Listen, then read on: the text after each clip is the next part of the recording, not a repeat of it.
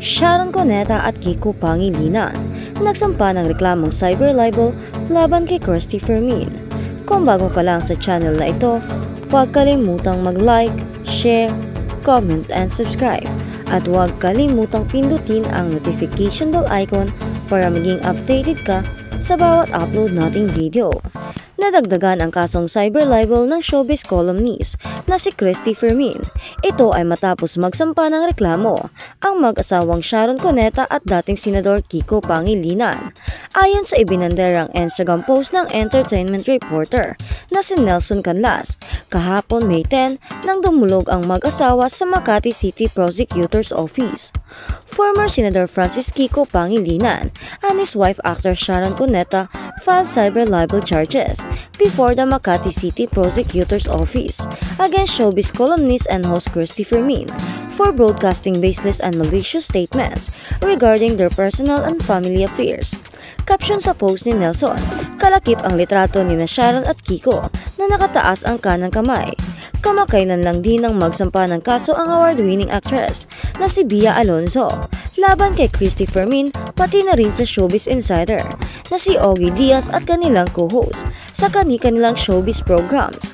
Kabilang din sa idinimanda ay ang hindi pinangalan ng netizens na nagsasabing kilala niya di umano si Bia ng personal. Dumulog ang kapuso aktor sa Quezon City Prosecutor's Office kung saan kabilang sa mga inireklamo niya ay ang ulat na umano'y hindi siya nagbabayad ng buwis. Bukod dyan, maraming naglalabasan din na reports patungkol kina Bea at dating partner na si Dominic Roque matapos kumpirmahin ang kanilang paghihiwalay noong Pebrero. Sa news program na 24 Oras noong May 2, sinabi ng legal counsel ni Bia na si Attorney Joey Garcia na ang paghahain ng mga reklamo ng aktres ay paraan upang igiit ang kaniyang mga karapatan. Labis din daw nasaktan ng aktres sa walang tigil na paninirang puri laban sa kanya. She has been in the industry for more than 20 years and yes, she was greatly devastated. She was affected by all this defamatory statement thrown against her. Unang nag-react sa pagdidimanda ni Bea si Ogie na kung saan ay humingi muna siya ng paumanhin sa mga kaibigang reporters na hinihingan siya ng panig. Sumagot naman sumunod si Nanay Christy at sinabi niya na hindi pa rin niya natatanggap ang sapwena kaya wala pa siyang alam kung ano ang nilalaman nito. Ayon sa kanya, karapatan ng kahit na sino na magsampa ng kaso pero hindi lang daw niya matanggap ay yung sinabing pinagkikitaan nila ni Ogie si Bea. Samantala, wala pang pahayag si Christy sa bagong kasong isinampa ng mag-asawa kaya hintayin na lang natin ang balita. Kaya naman, hintayin na lang natin ang susunod na balita ukol sa kasong isinampa ng mag-asawang Sharon at Kiko at kung ano naman ang masasabi ni Christy Fermin ukol sa mga patong-patong na kasong kinakaharap niya ngayon. Kaya abangan na lang natin ang panig ni Christy Fermin sa susunod na balita. At sa kabilang banda, Sharon Cuneta sa kaso laban kay Christy Fermin. There's so much unfairness.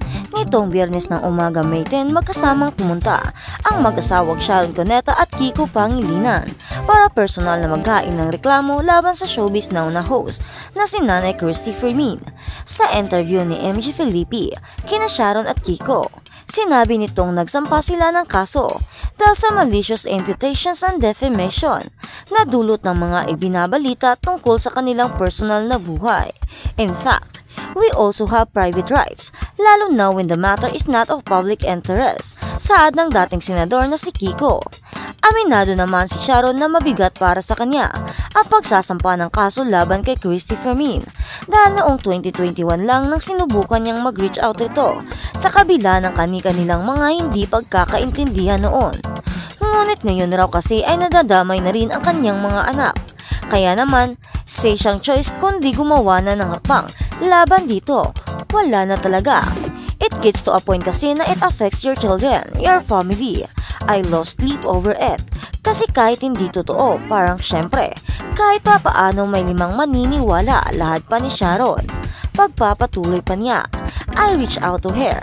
I had so much affections for her kasi feeling ko ang tanda na natin, ang tanda ko na rin. I was only looking for good points and then after a while, parang suddenly I was shocked. May konting lalabas. Hinusgahan ka na agad, di ka man lang tinanong. There's so much unfairness. Chika pa di umano ni Sharon Cuneta. Sa kanyang mahigit 4 na dekada sa mundo ng showbiz, ay 2 beses pa lamang siyang nagsasampa ng kaso laban sa ibang tao dahil ayaw talaga niya ng mga ganitong bagay. Alam mo, ayoko nito. I'm old enough na.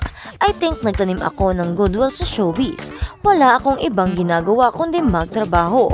Yung kagandahang loob na pinapakita ko, walang makapagsasabi na it's not real, say pa ng megastar.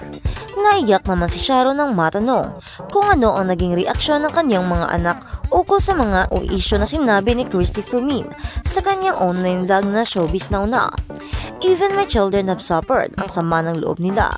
We've been off social media partly because of this. Ayaw ko to. Oo, artista kami, pero nasasaktan din kami. Pagpipintasan ako okay lang, pero sumobra na. Giit pa ng singer-actress na si Sharon Cuneta. Ang balita naman, Ogie Diaz buhay pa rin ang vlog kahit nahaharap sa kontrobersya. Buhay na buhay pa rin ang showbiz vlog ng talent manager at komedyanteng si Ogie Diaz kahit nakasalukuyan itong may pinagdaraanan. Sa naturang show ay kasama niya bilang co-host sina Mama Loy, Josa Poco, Ate Emrina at Tita Cheeks. Sa last episode nito noong Miyerkules May 8, sinabi ni Ogie na patuloy pa rin sa paghahatid ng balitang showbiz sa kabila ng pinagdaraan ng issue. Buhay na buhay pa rin tayo sa kabila ng mga alam mo na. Alam nyo na yan, diba? Basta tayo rito ay tuloy-tuloy pa rin po sa pagbibigay at paghahatid sa inyo ng mga balita. Buhay na buhay po kami at habang yung iba ay patay na patay sa amin. Saad ng talent manager. Ang sinasabing kinakaharap na issue ni na Ogie at ng kanyang mga co-host ay ang paghahain ng reklamo ng kapuso aktres na si Bia Alonzo sa kanila pati na rin kina Christy Fermin at sa mga co-host nito sa online show na Christy Fermin at Showbiz Now Na. Matatandaan nitong nagdaang linggo ng mapabalita na dumulog si Bia sa Quezon City Prosecutor's Office para magsampa ng 3 magkakaiwalay na kasong cyber libel.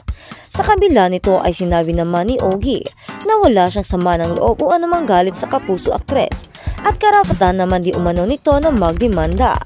Pero siniguro ng talent manager na didipinsahan niya ang sarili sa korte. Pero ito, kasi feeling niya, nasasaktan natin siya, karapatan niya yon. In the same way na syempre, kailangan din naming idepensa yung aming sarili at ipaglaban kung ano yung para sa amin. Sa totoo lang, bukas niyo ang mga pusong ko. Hindi po ako galit kay Bia Alonzo kasi ako naniniwala ako na kahit sino sa amin ang may karapatan. Kaya naman ipaglalaban ko ang karapatan ko habang ipinaglalaban niya ang karapatan niya at tignan na lang natin sa huli kung ano ang magiging resulta ukol sa kasong isinampan niya. Pero alam ko at alam ng lahat ang totoo na itong ginagawa namin ay pawang trabaho at alam naman natin na sila bilang artista ay magiging laman talaga ng balita. Kaya kung ayaw nilang maging laman ng balita, huwag silang gumawa ng kahit ano na maging rason ng kanilang mga issue. Saad pa ni Ogie.